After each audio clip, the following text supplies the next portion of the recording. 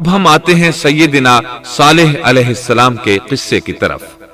دن گزرتے گئے اور لوگ ایک بار پھر ابلیس لعین کے وسوسے میں آ کر کفر کی طرف پلٹ آئے، کیونکہ ابلیس کسی بھی شخص کو وسوسے میں ڈالے بغیر نہیں چھوڑتا۔ اس طرح ایک بار پھر کفر پھیل گیا، چنانچہ اللہ نے ان کی ہدایت کے لیے صالح علیہ السلام کو مبعوث فرمایا۔ یہ سمود کے پوتوں میں سے ایک عربی نبی تھے۔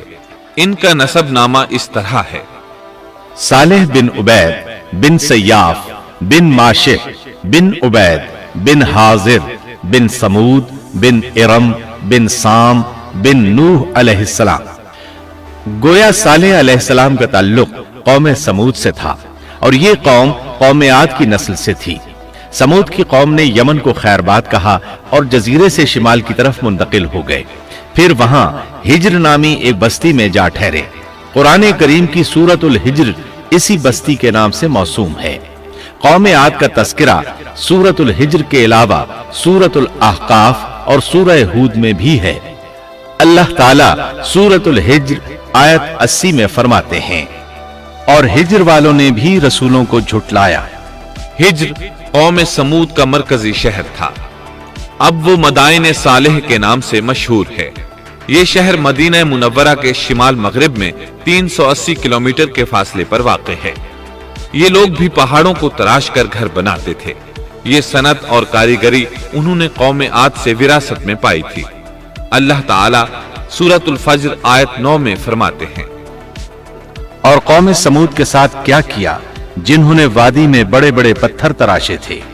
قرآن مجید میں اللہ تعالیٰ ایک مقام پر فرماتے ہیں: اور ہم نے قوم عاد اور سمود کو غارت کیا جن کے بعض مکانات آپ کے سامنے ظاہر ہیں۔ ان کے مکانات ان کی تباہی سے لے کر اب تک موجود ہیں۔ شام کے راستے میں خیبر، تیماء سے تبوک تک قوم سمود کے آثار پائے جاتے ہیں۔ یہ لوگ کس طرح پتھر تراش تراش کر گھر بناتے تھے، اللہ تعالیٰ نے سورۃ الاعراف آیت 74 میں اس کا ذکر کیا ہے۔ اس وقت کو یاد کرو جب اللہ تعالیٰ نے تمہیں قوم عاد کے بعد جانشین بنایا اور تمہیں زمین پر رہنے کا ٹھکانہ دیا کہ نرم زمین پر محل بناتے ہو اور پہاڑوں کو تراش تراش کر ان میں گھر بناتے ہو۔ سو اللہ کی نعمتوں کو یاد کرو اور زمین میں فساد مت پھیلاؤ۔ یہ آیت ان کی طاقت، جسم کی صلاحیت اور ماہر فن ہونے پر دلیل ہے۔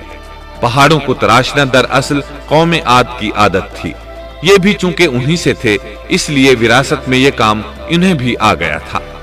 جس طرح اللہ نے عاد کو اپنی نعمتوں سے نوازا تھا، اسی طرح سمود کو ان سے بڑھ کر نعمتیں دی تھیں۔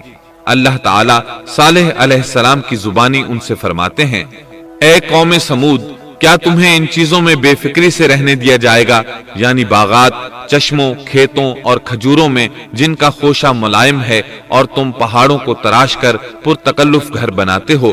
پس اللہ سے ڈرو اور میرا کہنا مانو۔ لیکن ان لوگوں نے ہر طرح سے قوم عاد کی پیروی کی، نصیحت پکڑنے کی بجائے بتوں کی عبادت شروع کر دی۔ اللہ نے ان کے درمیان صالح علیہ السلام کو مبعوث فرمایا۔ آپ نبوت ملنے سے پہلے بھی عقل مند اور علم والے تھے، باعزت گھرانے سے تعلق رکھتے تھے، اپنے معاملات میں لوگ ان سے مشورے لیتے تھے، لہٰذا انہیں ایک خاص مقام حاصل تھا۔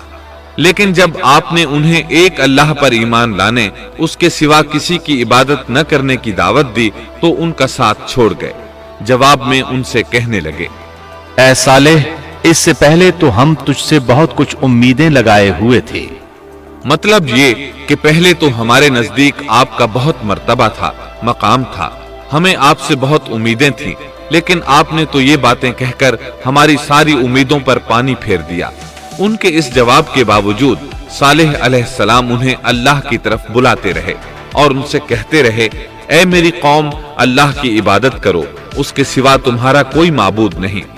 تمام انبیاء کی اپنی اپنی قوم کو یہی دعوت تھی کہ اے لوگو، اللہ کی عبادت کرو، اسی نے تمہیں زمین سے پیدا کیا ہے، اسی نے تمہیں زمین میں آباد کیا ہے، اس سے معافی طلب کرو، یقیناً میرا رب قریب ہے اور دعاؤں کو قبول کرنے والا ہے۔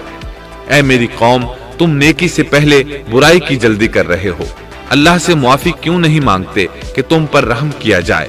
اللہ سے ڈرو، میری اطاعت کرو، حد سے گزر جانے والے بے باک لوگوں کی اطاعت سے باز آؤ، وہ ملک میں فساد پھیلا رہے ہیں اور